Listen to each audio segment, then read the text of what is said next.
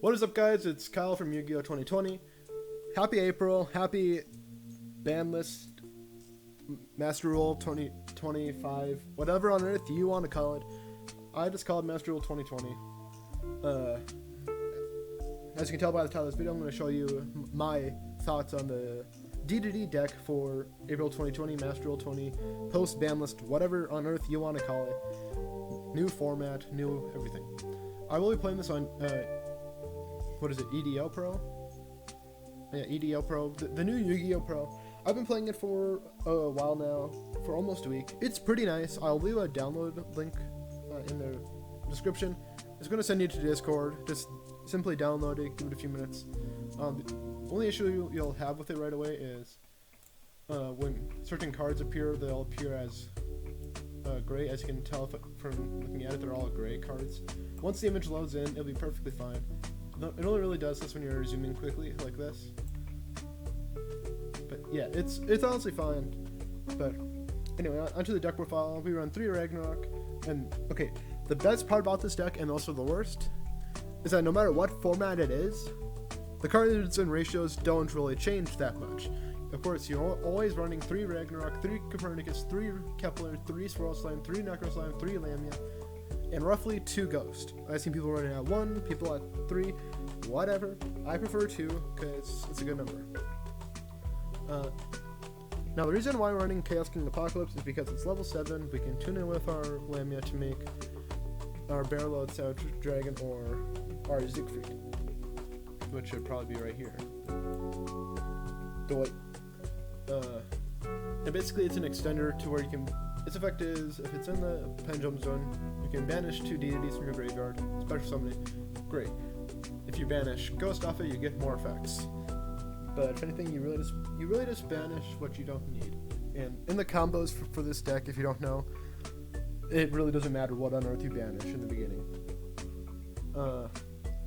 And you really need to max out on everything because, like, this deck just needs its combo pieces. So if this deck ever got like hit to like all 2s, then it would still theoretically work, but it would just be slow as all heck.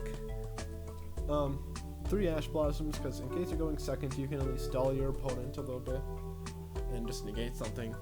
Desires, best card in the deck. Well, best draw spell, because you need the +2 to your hand size. And with this deck running 3 of everything except for the 2 extenders, it really doesn't matter what on earth you banish unless you banish like all 3 Ragnaroks, all 3 Lamias. But the chances of that ever happening, as we all know, are slim to none. And sure, it sucks if you get Ash Blossom, but it's just a card out of your hand. That's why we run 3 Allures, because everything in here is dark. Our triple Rhoda, our 1 Swamp King. If anyone runs over 2 Swamp Kings, then they're playing the deck wrong. Because, if anything, like as we can all see, you're running 3 Swirl Slimes, which is your polymerization for the deck. 3 Necro Slime, which is your Miracle Fusion for the deck.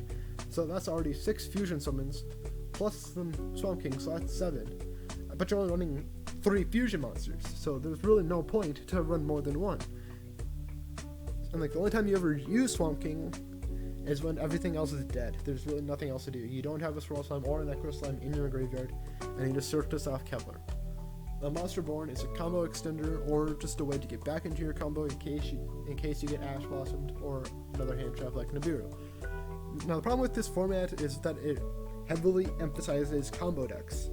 Synchrons can still play even if they have 1 Librarian and 1 Trishula. Synchrons will always find a way because they're that fast. Literally any combo deck like Shadal's or Raid Raptors with the birds that can just negate everything. That dumb combo. But literally, any combo deck is just going to be sided quickly with Nibiru. Because Nibiru now is extremely strong for this format. Because if you're not running a combo deck, then just keep it in the side deck for your next round. Foolish Burials in case you don't get Swirl, Necro, or Lamia in the graveyard. Sometimes you send Ghost, but most of the time Ghost is sent with Needle Fiber. And I'm calling it Needle Fiber, I could care less about its English name, because nobody on Earth knows how to pronounce Hulk of Fiberax. Like, Konami, just keep the original names. like totally awesome. It's supposed to be Tree Toad. Like that, it still haunts me to the day. Yeah, Foolish Barrel is still just a good card overall. Call by the Grave. Reason why we run this is because we hate Ash Blossom and hate competitive players who spends money on it. Because literally, it's all combo decks need to run 3 Call by the Grave now. It doesn't stop Nibiru, but it stops Ash Blossom, so they can no longer just stop you. You can continue on with your combos and build your board of 3 to 4 negates.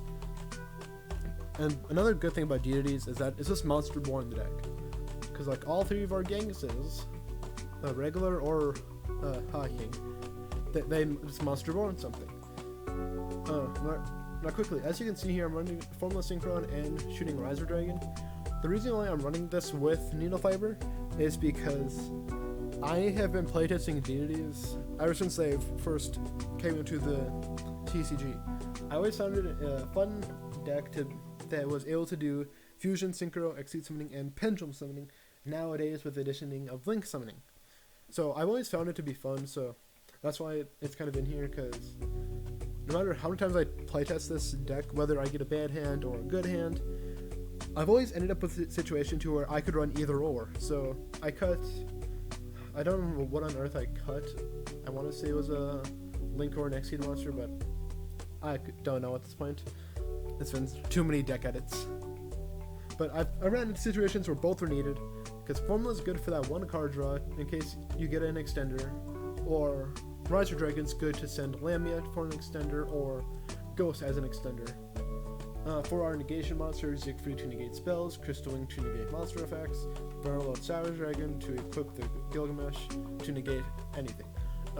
Wave High King Caesar, just used to Genghis to make another negation, period.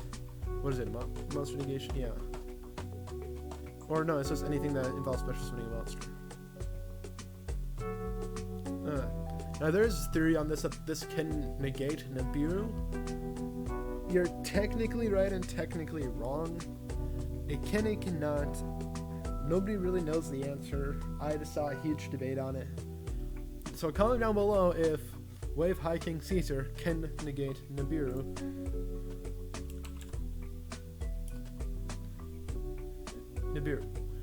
So it's up in the air. Let me know what on earth you guys think.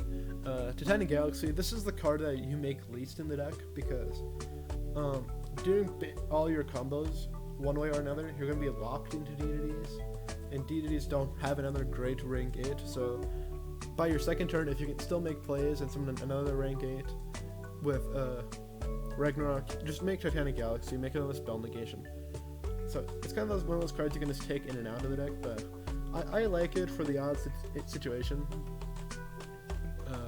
Kali Yuga, the card everybody hates because it's Harpy's Valley Duster at instant speed for Magic terms, because I also play Magic. But it's not my fault. There's cards that allow other decks to make this. That's just Yu-Gi-Oh! Because like this Krishan Neil Fiber, Konami needs to stop making cards that are good in other archetypes, because Krishan's since really when is anyone going to use Krishan Neil Fiber in a Krishan based deck? So yeah, Konami needs to kind of fix that if they wanted to go back to strict archetypes, or whatever they're planning with Yu-Gi-Oh! 7.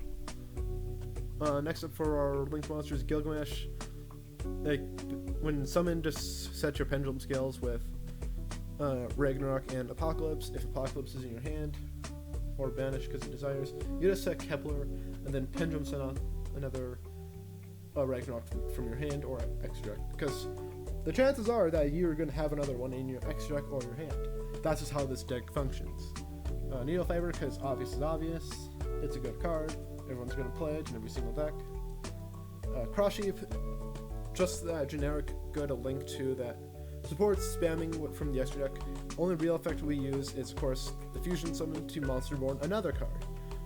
The Synchro effect to gain 700 points is alright. It does come up every now and then, but in the long run it doesn't. You just use that as another DDD Monster Born type effect. And the reason why I don't have an extra deck is because Yu-Gi-Oh! Is cancelled for the entire year. No nationals, no locals, no YCS, no nothing. Because this virus is keeping everybody home. so it's hard to really tell what on earth is doing well. It's nice to theorize what is going to be good due to the ban list, due to the new rule changes. I know Shadal, Burning Abyss, ironically, Stellar Knights could do it. Dinosaurs, any combo-based deck is back. Master Rule 5 changes a lot, and which is why I'm coming back, because I don't enjoy spamming one archetype of a monster. Like, sure, if it's, say, Raid Raptors, because I'm a fan of the anime, sue me. I enjoy spamming, or like doing rank 4 spam decks, or fusion spam, or synchro spam decks. But this deck involves all the summoning mechanics, which is my favorite part. So, like, how can you not love this deck? Like, sure, it does take a while to memorize all the combos. Trust me, my head hurt a lot when I did this. But it's hard on earth what to tell is going to be the meta. Like, Shadal Invoked, that's honestly going to be a good deck, but it's hard to tell.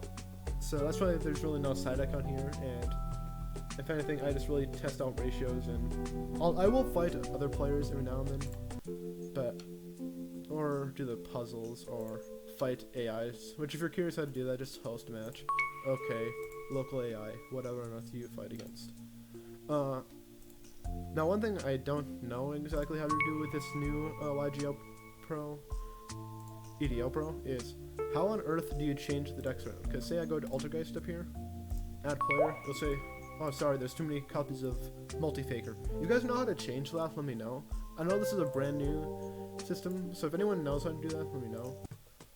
But if anything, this is my deck file. I hope you guys enjoyed. This is my first ever Yu-Gi-Oh! Online type of video. I used to make videos on this channel a lot in the past, but adult life kind of made it unreasonable to do. But now since I'm stuck here, oh, well, we're all stuck here together, honestly. I figured I should make videos again. It's really fun, and comment down below what other decks you want me to do.